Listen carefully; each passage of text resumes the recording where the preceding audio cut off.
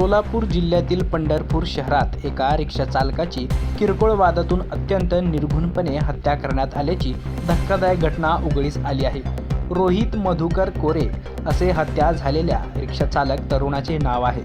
या भयानक हत्याकांडामुळे पंढरपूर आणि परिसरात मोठी दहशत निर्माण झाली आहे. मिळालेल्या प्राथमिक माहितीनुसार आरोपींनी रोहितची हत्या केल्यानंतर त्याचे पाय घराच्या दरवाजाला अडकवून ठेवले होते.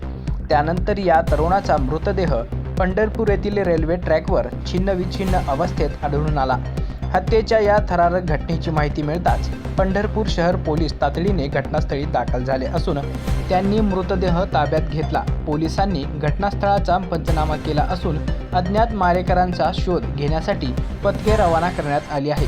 किरकोळ वादाचे नेमके कारण काय होते आणि या हत्येमागे कोण आहे याचा सखोल तपास पंढरपूर पोलीस करीत आहेत.